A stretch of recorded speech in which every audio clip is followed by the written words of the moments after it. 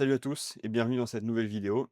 Aujourd'hui, on va parler du SST ou Sweet Spot Training, qui est une intensité d'entraînement qui est assez connue, je dirais même un concept d'entraînement. Et donc, on va voir ensemble comment bien définir cette intensité et comment bien utiliser le concept.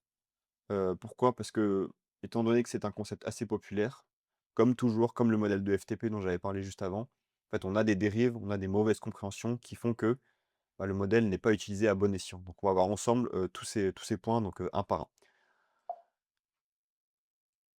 Donc première chose, qu'est-ce que le sweet spot? Donc en termes d'intensité, donc là, ce que j'ai fait, c'est que je vous ai reproduit, le modèle donc des domaines, des zones, ainsi que des différents marqueurs qu'on peut utiliser, donc les seuils, l'intensité critique, FTP, j'ai tout mis pour qu'on puisse vraiment bien comprendre où se situe le sweet spot et finalement quelle est cette intensité.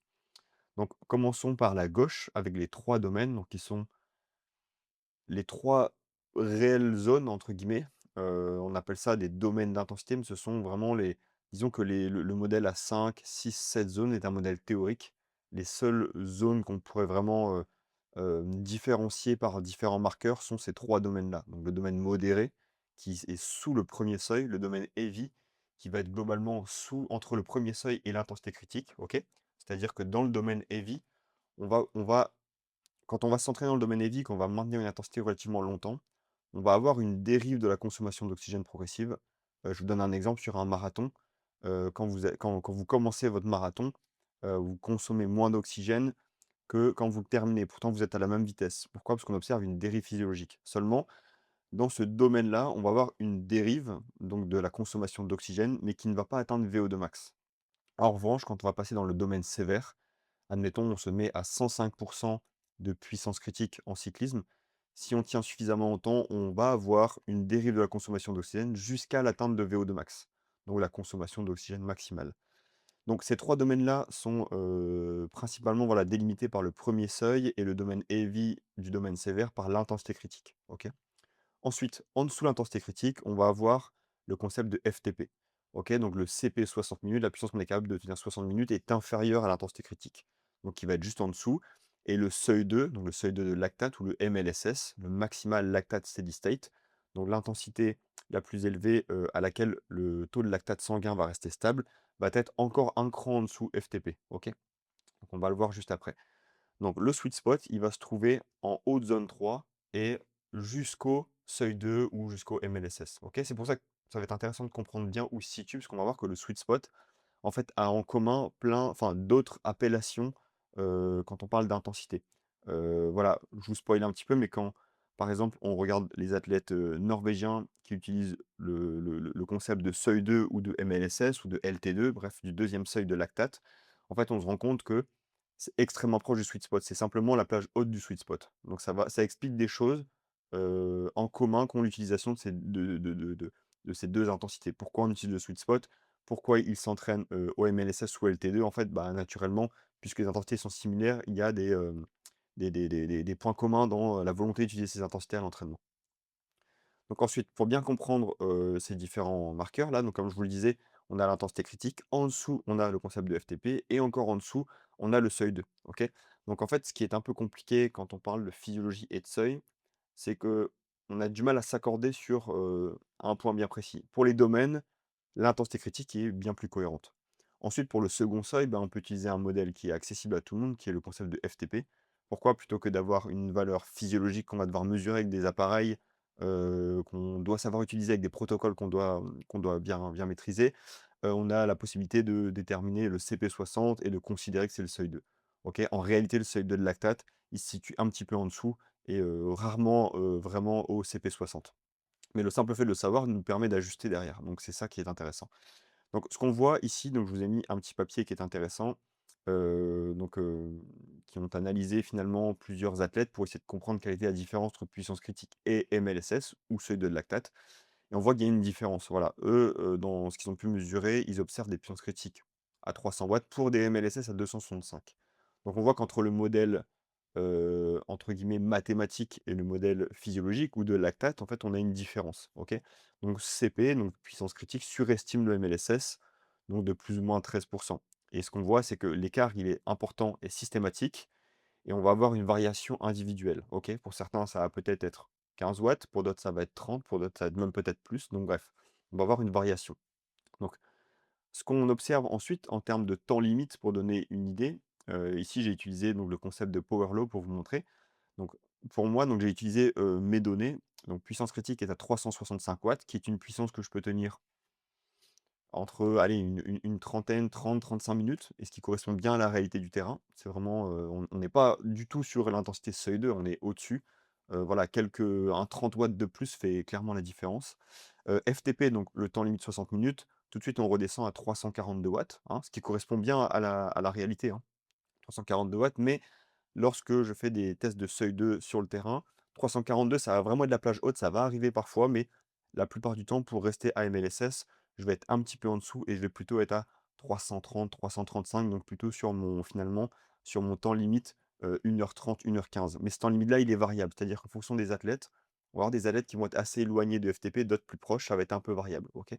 Mais finalement, est-ce qu'on a besoin d'être précis au pourcent près? C'est pas forcément le plus important, et c'est là que le concept de sweet spot est intéressant, et également le concept de plage d'entraînement, OK? De pas cibler un point précis, mais plutôt une plage pour, éviter finalement les erreurs.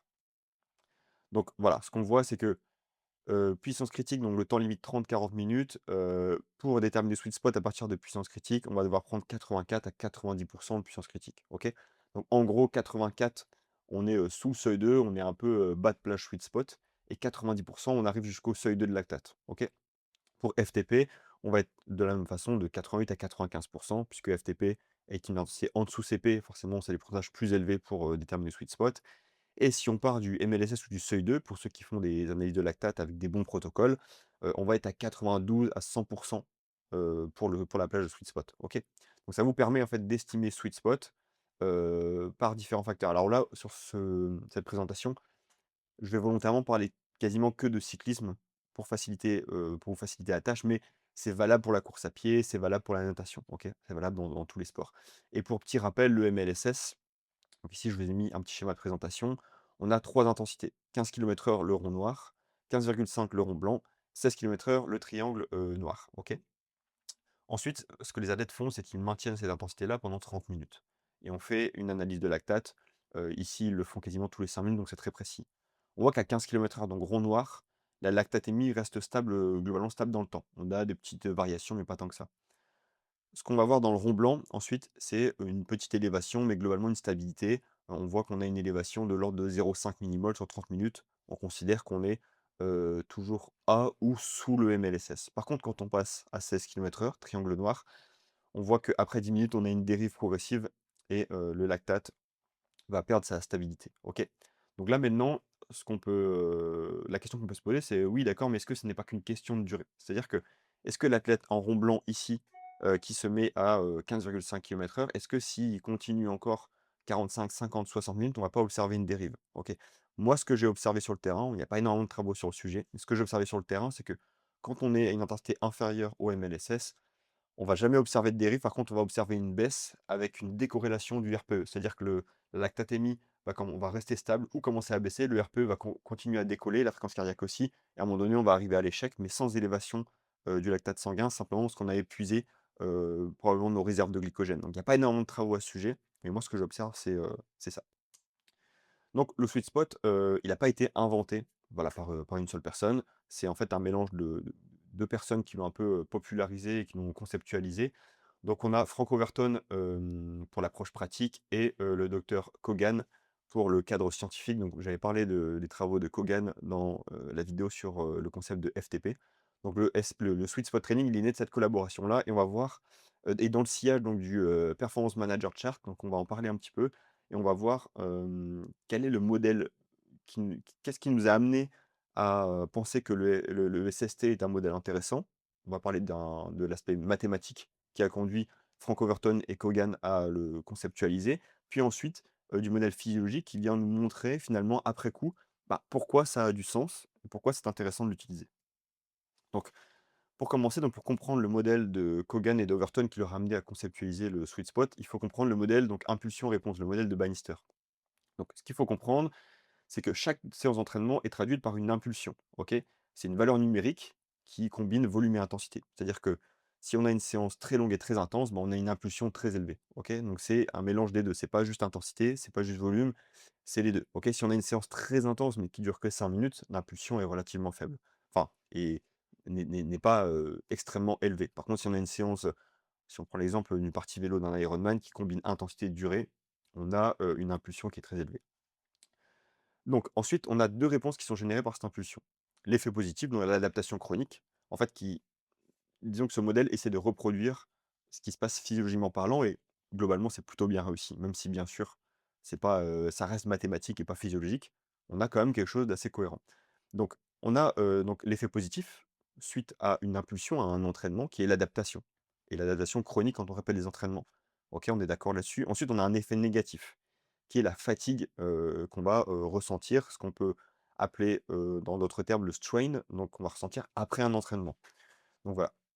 Et ensuite, on va avoir donc une balance entre ces 2 là et la performance, ça va être la somme de l'adaptation et de la fatigue, OK? Donc en gros, chaque entraînement, il va créer une fatigue et derrière des adaptations. Et ce qu'on voit sur le PMC, donc le Performance Management Chart, donc on peut retrouver sur Training Peak, c'est donc ce modèle-là. C'est-à-dire qu'en bleu, ici, vous allez avoir le fitness, donc qui est, un petit peu le fitness, c'est, le résultat de l'accumulation d'impulses, donc d'impulsions d'entraînement. Ensuite, on va avoir la fatigue. Donc, plus on va faire des impulsions élevées, plus la fatigue va monter. Et donc, ce qu'on veut éviter, bien entendu, c'est d'avoir des pics de fatigue trop élevés. Ça veut dire qu'on aurait mis trop d'impulsions d'un coup. OK. Et ensuite, on a la forme, donc qui est en gros un calcul entre le- les impulsions et la fatigue. OK. Donc, en fait, en faisant ça, on essaie de reproduire ce qui se passe physiologiquement à l'aide d'un modèle mathématique. Donc, bien sûr que c'est pas précis à 100%, mais globalement, il faut être honnête, c'est très bien réussi. C'est-à-dire que quand on fait la préparation d'un athlète, on peut regarder un peu ce qui se passe au niveau du PMC et essayer d'en tirer des conclusions. C'est-à-dire que, par exemple, si un athlète, milieu de saison, voilà, systématiquement, milieu de saison, on voit qu'il est pas en forme, qu'il n'arrive pas à performer comme il a fait en début de saison, on peut regarder le PMC et des fois, on peut voir que effectivement en sortie d'hiver, il a atteint un bon pic de forme et puis derrière, en fait, peut-être qu'il ne prend pas de période de récupération et de réentraînement, il enchaîne trop les compétitions, ce qui fait que son fitness, il manque d'impulsion en termes d'entraînement et de constance, son fitness descend. Bref, on peut comprendre des choses et pour moi, ce modèle-là, il est très intéressant, même si bien sûr, voilà, ça ne représente pas à 100 ce qui se passe physiologiquement parlant, OK? Mais de toute manière, c'est pas forcément le but. Donc ce modèle-là, donc voilà, on comprend que des séances très intenses ou très longues, dont des séances de VO2 max, de sprint ou même des sorties extrêmement longues, hein, tout ce qui est un peu, entraînement dit, épique, ça va donner de grosses impulsions et ça va générer une fatigue importante, OK? Donc naturellement, quand on fait une grosse impulsion et une grosse fatigue importante, on sait qu'on le paye après. OK? Donc on fait une grosse impulsion, mais derrière, on va pouvoir donner moins d'impulsion, ce qui est logique. Par contre, des séances très faciles, donc de la basse intensité, un footing de 40 minutes, ça va donner des petites impulsions, mais ça va être très facile de récupérer derrière. Donc on comprend bien que ça va être plus facile d'accumuler les briques et c'est toute la force de la basse intensité. C'est que ça n'a rien de magique, mais c'est un parfait disons, retour, enfin c'est une parfaite balance, adaptation-fatigue. C'est-à-dire que vous allez progresser avec de la basse intensité. Un footing de 40 minutes vous fera progresser toute votre carrière, OK? Aujourd'hui, le meilleur coureur, de marathon, de 1500 ou autre, il a besoin de ces footings-là parce que ça va continuer à le faire progresser. Donc on voit que c'est quelque chose qui n'a pas de limite, donc et on comprend pourquoi. Ensuite, des séances plus modérées, dont, non pas que, hein, mais dont les séances sweet spot, qui sont justement dosées, on va avoir un ratio impulsion-fatigue qui est assez maîtrisé. Et c'est là que c'est intéressant. C'est pourquoi on dit que le SST, ça optimise le rapport bénéfice-coût. En fait, ça fait monter le fitness sans trop saturer la fatigue. Mais ça, on va voir que ça dépend de plein d'autres choses. C'est très, donc c'est très simplifié de le dire de cette façon-là. Il y a d'autres choses qui vont entrer en jeu et qui sont très importantes, mais on va comprendre que c'est pas totalement faux et que derrière, il y a un concept vraiment intéressant. Donc les limites du modèle, j'en ai parlé juste avant, la simplicité, elle est excessive. On réduit l'entraînement à volume, et à intensité, ce qui n'est pas le cas. On prend pas en compte des réponses individuelles. On sait qu'on a des adeptes qui répondent mieux au volume, d'autres qui répondent mieux à l'intensité. Donc ça, voilà, ça le prend pas en compte. En fait, ce modèle, il suppose aussi que chaque dose produit une réponse proportionnelle, alors qu'on va voir plus tard qu'il y a des effets de saturation, de rétro-inhibition. Il y a des entraînements qui vont faire progresser vite, mais qui derrière, vont, avoir un effet de rétroinhibition et ne vont créer de moins en moins d'adaptation, OK? Donc ça, ce modèle-là, étant donné qu'il est mathématique, c'est plus compliqué de prendre tout ça, en compte. Donc le modèle de Bannister, c'est un cas de théorie, comme je le disais, c'est quand même très intéressant, ça nous permet de comprendre des choses, d'essayer de conceptualiser les réponses physiologiques, même si bien sûr, on ne peut pas le faire avec précision, bah, ça permet de comprendre des choses et vous allez le voir par la suite. Donc le sweet spot, c'est quoi? Donc c'est une intensité, donc on a vu qui se situe en fait entre bas de zone 3, haut de zone 4 et donc le modèle donc de Overton et de Kogan, donc eux, ils essaient de le concept de simplifier. Le but, c'est d'expliquer pourquoi le concept est intéressant. Donc ils ont créé forcément ce tableau-là. Donc on a plusieurs courbes. On a l'effet de l'entraînement sur ce qu'il appelle le threshold power, donc sur la puissance au seuil 2 à FTP, bref, l'effet de l'entraînement sur vos capacités, de longue durée, autour de 1 heure, OK? Donc eux, ils nous montrent qu'effectivement, les effets seraient, les meilleurs effets se trouveraient, en fait, seraient, croissants puis décroissants. Là-dessus, je serais un petit peu plus nuancé dans le sens où, l'entraînement VO2 max va aussi permettre d'élever, les puissances sur des plus longues durées indirectement. Donc en fait, il y a une part de vrai, mais voilà, ça reste, faut bien garder en tête que ça reste, un concept, c'est conceptualisé, c'est simplifié, OK? Ensuite, on a une autre courbe qui est le physiological strain, donc la fatigue qu'on va avoir après un entraînement. Je vous donne un exemple. Vous faites une sortie de 5 heures avec des intensités. Moi, vous êtes fatigué juste après, mais les 2-3 jours après, vous allez sentir quand vous allez vous lever le matin, vous êtes un peu fatigué, vous avez des courbatures. Voilà, ça, c'est le strain. C'est un peu les effets délétères qu'on va avoir un peu en différé juste derrière. Et ensuite, on a la durée maximum qu'on peut maintenir à l'intensité donnée. Donc forcément, plus on part à une basse intensité, plus on peut tenir longtemps et plus on avance dans les intensités et moins notre temps limite est élevé, OK? Et donc le sweet spot training serait finalement une forme de balance entre de bons effets sur le threshold power, donc sur la puissance au seuil 2, tout en pouvant maintenir un volume de séances assez important. OK, donc au sweet spot, on peut faire des séances, mettons en cyclisme, de 45 minutes à 1 h 20, OK, en le digérant plutôt bien, et avec un strain, donc des effets délétères qui sont relativement modérés. Donc tout ça, c'est bien sûr, comme je le répète encore une fois, c'est conceptualisé, mais ça nous permet de comprendre pourquoi cette intensité, en fait, est une bonne balance. OK, donc, cette intensité qu'on retrouve, sous plein de termes, hein. Sweet spot training, on peut parler de haut tempo, bad zone 4, on peut parler de seuil de lactate, bref, peu importe l'appellation, ce qui compte réellement, c'est de bien définir son intensité, OK? D'être dans la bonne plage et pas être dans la surestimation comme c'est, le cas comme hyper souvent, OK? Et c'est aussi l'intensité qui est énormément utilisée dans le modèle, utilisé donc chez les Norvégiens. Quand ils font de l'entraînement au seuil 2, ils parlent de MLSS et du hot sweet spot, OK?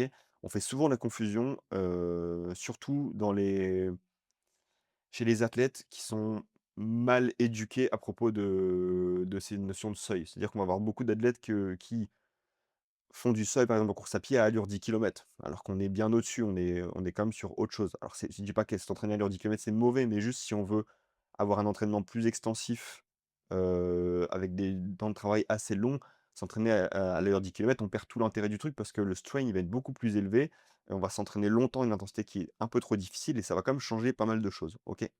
On pourrait dire que c'est que 5-6, mais ces 5-6, je vous assure que sur une séance de ce type-là, avec des temps de travail, assez prolongés, bah, ça fait la différence. Donc les dérives de l'entraînement au sweet spot. Bah, ce qui se passe forcément à chaque fois, on en a parlé lors du con avec le concept de FTP, on a un concept qui est bien, il y a des gens qui le simplifient, puis on arrive à un concept qui devient presque merdique parce que finalement, il est mal compris, il est mal utilisé.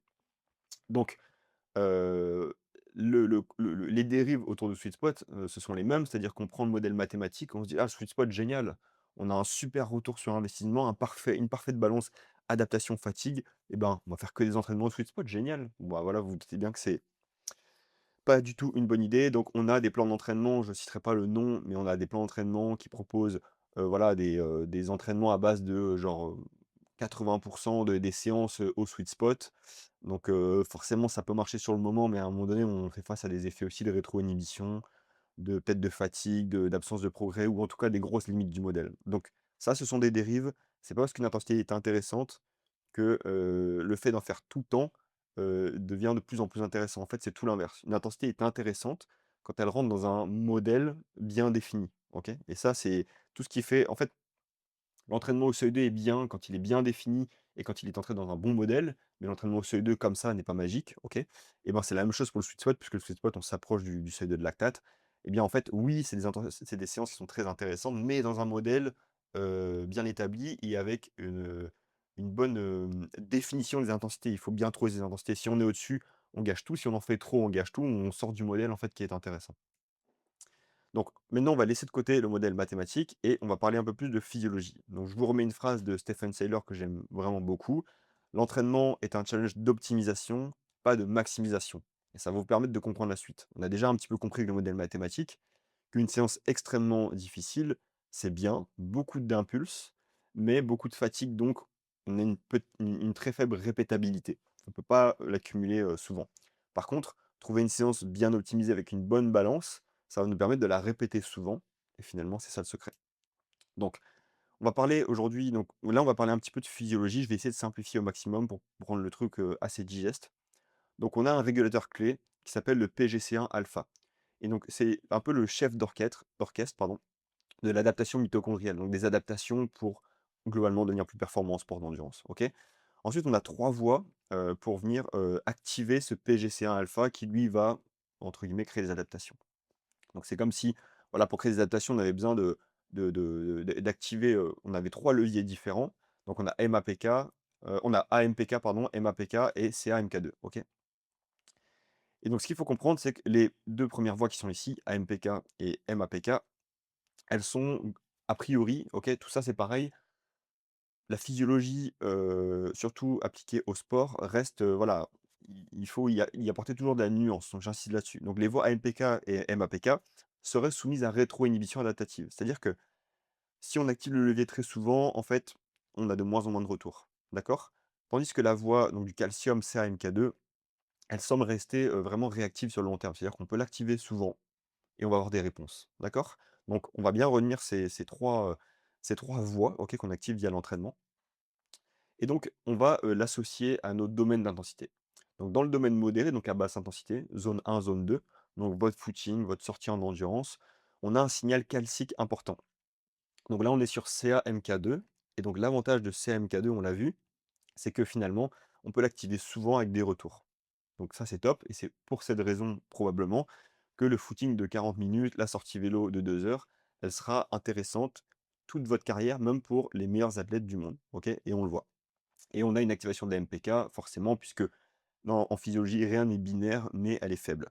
Quand on passe dans le domaine au-dessus, donc dans le domaine heavy, donc au-dessus du seuil 1, y compris le sweet spot jusqu'à intensité critique, on a toujours un fort signal calcique, mais on a aussi AMPK qui est un peu plus stimulé et MAPK plus actif. Donc on voit qu'on est toujours assez élevé sur le signal calcique, donc le signal calcique qui serait réactif sur le long terme et moins sujet aux rétro-inhibitions. Mais on active forcément, on stimule plus aussi les autres voies puisque en physiologie, rien n'est binaire, il n'y a pas un levier puis un autre, c'est toujours, des sortes de continuum. Et ensuite dans le domaine sévère, donc tous les entraînements à haute intensité, VO2 max et cetera, MPK devient le signal dominant et MAPK est très actif, donc on est sur, des voies qui sont, donc des activations de voies, qui sont plus sujets à rétro-inhibition, OK? Donc ça expliquerait pourquoi, quand on réalise des entraînements à haute intensité, on progresse vite, mais on peut vite aussi observer, en fait, de moins en moins de retours. OK? Ça fait une forme de courbe de Gauss, une f voilà.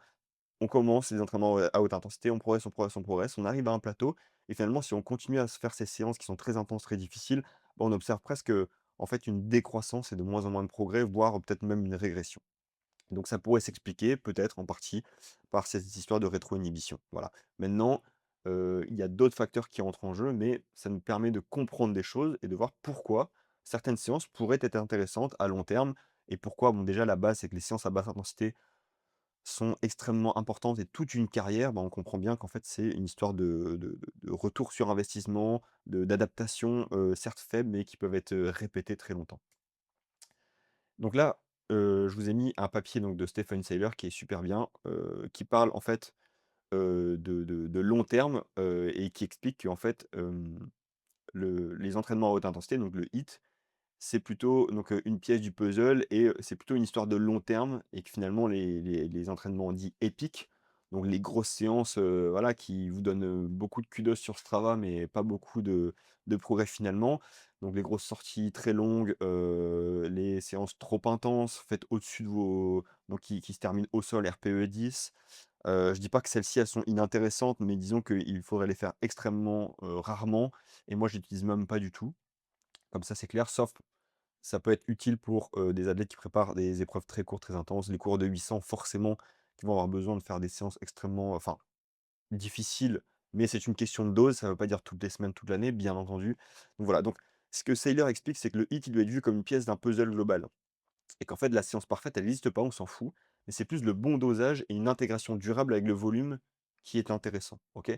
Donc l'objectif premier, c'est d'avoir une séance qui crée, donc des impulses, des adaptations et qui vous permet le lendemain de vous entraîner sans être explosé et puis le lendemain également, OK? Et donc ce qu'il faut comprendre aussi, moi j'aime bien, chiffrer tout ça, à raison de 3 à 6 séances intenses par semaine, donc pour un triathlète, 3 à 6 séances par semaine d'intensité, pardon, c'est ce qu'on retrouve souvent, 3 pour un athlète, intermédiaire et 6 pour les athlètes, vraiment avancés.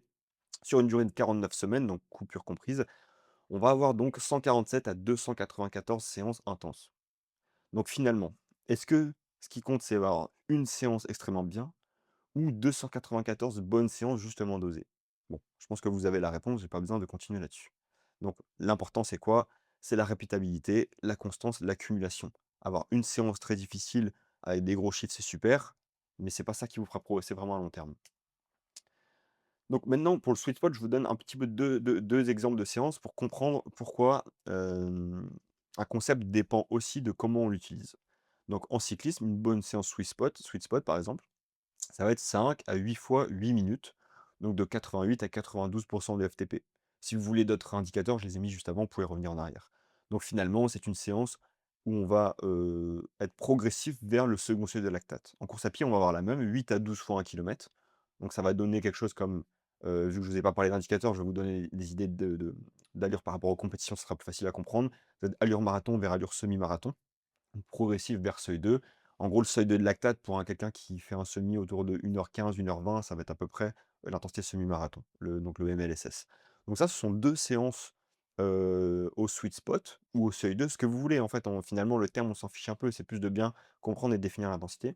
Donc 2 séances, de la sorte, donc qui sont à adapter en fonction du niveau de l'athlète, de ses capacités de récupération, de son expérience. Donc c'est pour ça que je mets une plage 5 à 8 fois 8 minutes ou 8 à 12 fois 1 kilomètre. Pour un athlète intermédiaire qui va courir 45-50 kilomètres semaine, 8 fois 1 kilomètre, c'est largement suffisant. Pour quelqu'un d'avancé qui court entre 80 et 100 kilomètres, qui récupère bien, on peut monter jusqu'à 12, OK?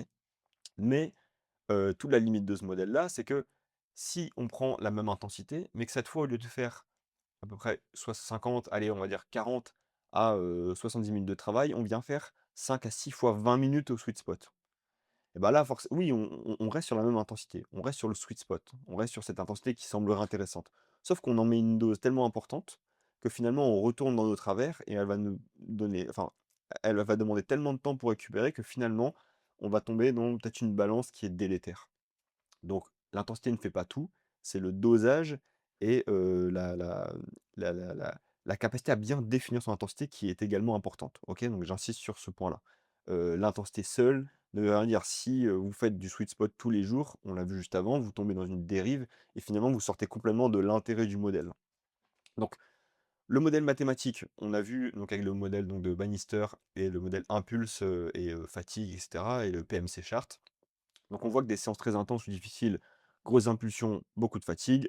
Les séances à basse intensité, petites impulsions, faciles à récupérer. C'est pour ça que c'est la base et que c'est l'entraînement phare pour les sportifs d'endurance, quel que soit le niveau, quelle que soit l'avancée dans la carrière, ça sera toujours présent et juste on va venir, ajuster les 2 au fur et à mesure des progrès. Ensuite, les séances, plus extensives, donc tempo et sweet spot, ça va être une impulsion élevée mais ça va être une bonne impulsion, mais avec une fatigue maîtrisée, donc globalement un bon ratio. OK, donc il y a rien de magique, c'est juste un bon ratio, mais qui dépend également du dosage et de l'utilisation de la bonne intensité de de du sweet spot, OK? Si vous faites votre sweet spot, 10 trop haut parce que, vous avez estimé, ce que vous pouvez tenir sur 20 minutes et de ce que vous avez estimé sur 20 minutes, vous avez estimé votre FTP et de votre FTP, vous avez estimé votre sweet spot. Bon, en fait, dans ces 3 trucs-là, on a eu, 20 de marge d'erreur et on tombe sur des intensités qui sont complètement fausses. Donc définissez bien cette intensité-là. Donc voilà, le modèle physiologique, on voit qu'on a des voies qui sont soumises à rétroinhibition, d'autres non. Et finalement, ces séances, un peu extensives, donc au sweet spot, au LT2, bref, ce que vous voulez, serait peut-être un bon ratio entre des séances qui peuvent vous faire progresser à long terme et qui ne vous donnent pas trop de rétroinhibition, mais quand même beaucoup quand même des adaptations. OK? Donc voilà, donc on voit que à la fois au niveau mathématique comme au niveau physiologique, on trouve vraiment des intérêts à ces séances sweet spot là, mais ça doit rentrer dans une bonne compréhension du modèle et de l'entraînement en général, bien entendu.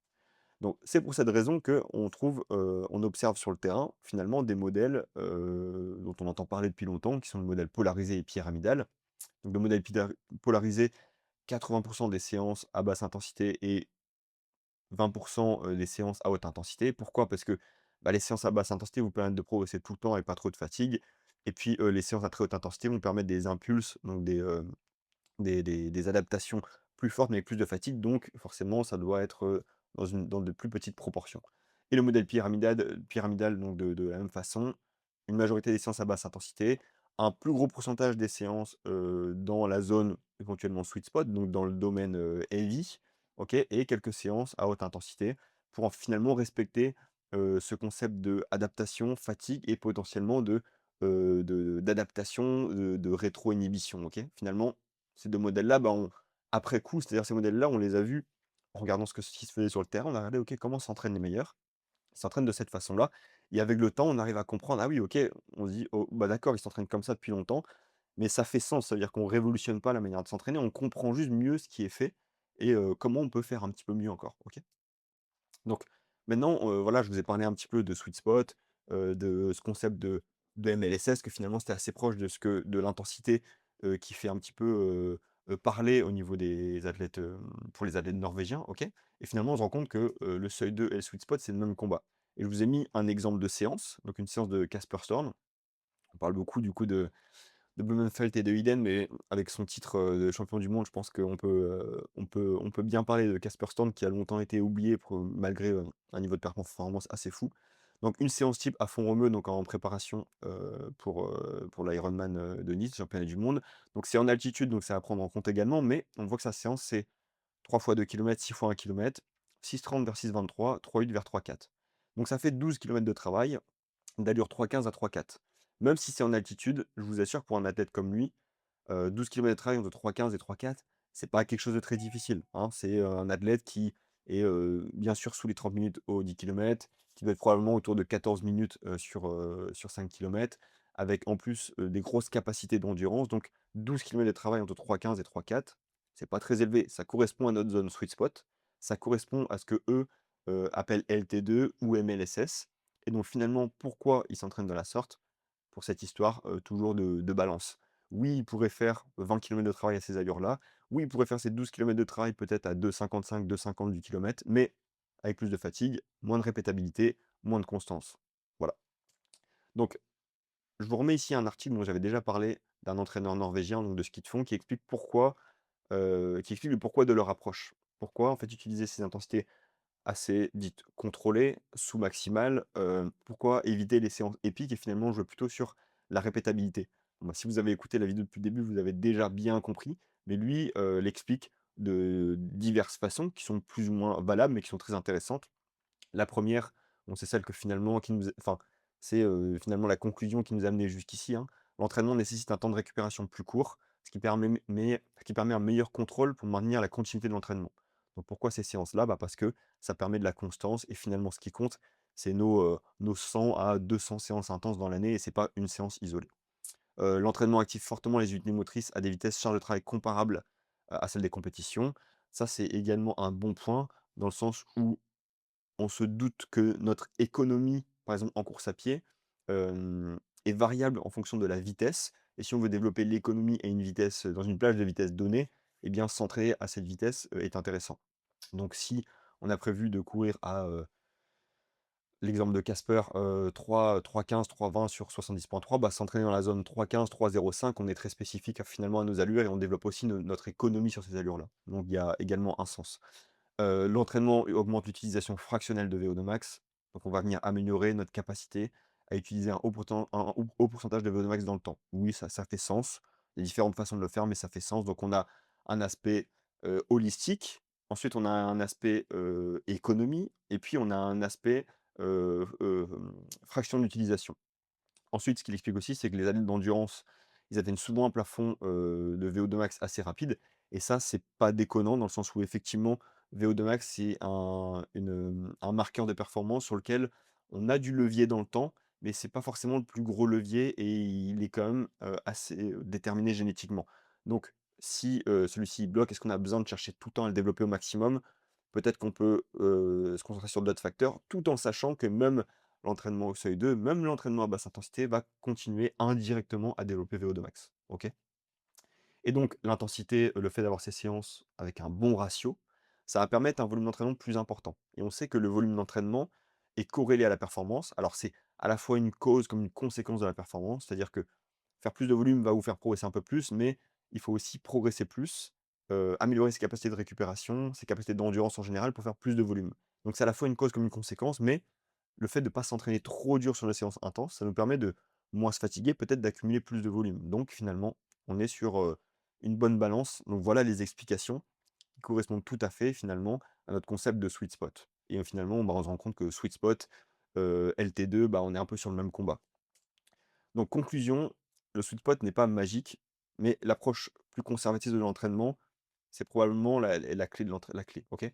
Et moi, donc je vais vous dire honnêtement, en tant qu'entraîneur, les, 5 dernières années, quand j'ai commencé à tester un peu avec le lactate, mieux comprendre les zones, creuser tous ces aspects-là, bah, il s'est passé beaucoup de choses à la fois sur mes progrès personnels comme sur mes athlètes. C'est-à-dire j'ai fait beaucoup mieux. Donc oui, on va continuer d'entendre que, la méthode norvégienne qui n'est pas vraiment une méthode, qui est plus une vision de l'entraînement, est une mode, mais moi je reste persuadé que non, c'est plutôt une nouvelle vision qu'on a de l'entraînement aujourd'hui et si on voit de plus en plus de gens l'adopter, oui, il y a un effet de mode, mais il y a aussi un effet de vérité. C'est qu'on se rend bien compte qu'effectivement s'entraîner peut-être moins dur, comme on a pu le faire dans le passé, dans différentes approches, hein. Tous ceux qui ont fréquenté les clubs d'athlétisme savent, à quoi ressemblait une semaine classique. On essayait de tout travailler, VO2 max, seuil, vitesse, voilà, c'était très difficile, mais on se rend bien compte que la clé, elle est peut-être ailleurs et en fait, avec ces nouvelles approches, avec cette de l'entraînement, on peut mieux réfléchir et peut-être faire mieux et moi, objectivement, ça m'a permis de faire beaucoup mieux les dernières années,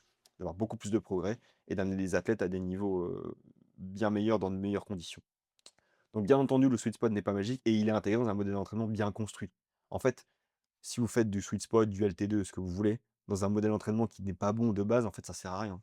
Si vous faites trop de volume, si vous n'avez pas une bonne récupération, si vous déterminez mal vos intensités, en fait, ça n'a aucun sens. Donc la base avant tout et ensuite, on vient se centrer sur le reste. C'est une intensité qui est souvent surestimée à l'image du FTP et le FTP, il est souvent estimé de la sorte. On estime ce qu'on peut tenir sur 20 minutes au lieu de tester. Ensuite, du coup, on a une FTP estimée et donc des zones qui sont, finalement avec une grosse marge d'erreur. Vous devez si vous voulez utiliser le concept de FTP, hein, il y a plein de façons il y a plein d'autres concepts, mais si vous voulez utiliser le concept de FTP, déterminez bien ce que vous êtes capable de tenir sur 60 minutes et là, je vous ramène à ma vidéo sur le concept de FTP. Ne faites pas des estimations à base d'un 20 minutes où on retire 5, vous allez tout fausser, OK? Faites une vraie, soit une vraie estimation avec Power Law ou alors utilisez d'autres modèles, l'intensité critique ou bien l'analyse du lactate sanguin qui est aussi qui est pas accessible pour tout le monde, que je conseille pas à tout le monde, mais qui est très intéressante également. Donc la force de ce concept-là, SST ou et seuil 2, c'est la justesse de l'intensité, OK? Si vous essayez d'appliquer un modèle, d'entraînement au second seuil, des séances contrôlées, mais que vos séances au second seuil, vous les faites à l'heure 10 kilomètres, en fait, vous avez rien compris et finalement tous les bénéfices que vous pouvez retirer de ce modèle-là, en fait, vous les annulez juste simplement en étant dans la mauvaise intensité et dans ce cas-là, autant continuer sur ce que vous faisiez avant. Donc c'est un bon équilibre finalement, cette approche-là entre charge, adaptation et récupération et on sait que dans les sports d'endurance, pour atteindre son plein potentiel, il faut 10 à 15 ans. Donc à quoi bon penser à une séance? Il faut avant tout penser à constance et à long terme. Donc, ce modèle d'entraînement-là, donc de basse intensité, d'entraînement au sweet spot, ça peut constituer la base de l'entraînement. Et ensuite, à l'approche de vos courses, vous faites soit ce qui est spécifique, soit des entraînements un peu plus intenses pour passer d'autres caps. Bref, ça peut très bien constituer la base de l'entraînement. Et personnellement, moi, c'est ce que j'utilise. Je vous dis pas de faire la même chose, mais vous avez au moins les explications de pourquoi moi je le fais. Et ensuite, attention à vos besoins et à vos profils. C'est pas parce que le modèle est intéressant que vous ne devez utiliser que ça. Si, vous avez un profil très endurant, vous allez probablement bénéficier à des moments précis de blocs VO2 max, qui vont vraiment vous permettre de débloquer des facteurs limitants. Donc oui, moi j'utilise ce modèle-là, mais attention, c'est intégré dans une réflexion beaucoup plus large. Je vais utiliser, des entraînements, à plus haute intensité, plus polarisés à des moments clés. Ensuite, je vais repasser sur mes blocs plus extensifs. Donc voilà, il y a vraiment, ce modèle-là, on comprend son intérêt, mais ça n'enlève pas la nécessité de bien comprendre, l'entraînement dans sa globalité et d'avoir une approche holistique de l'entraînement. Voilà. J'espère que cette vidéo, vous aura plu, vous aura apporté, quelques réponses, que ça aura été constructif pour vous et je vous dis, à bientôt pour, une prochaine vidéo.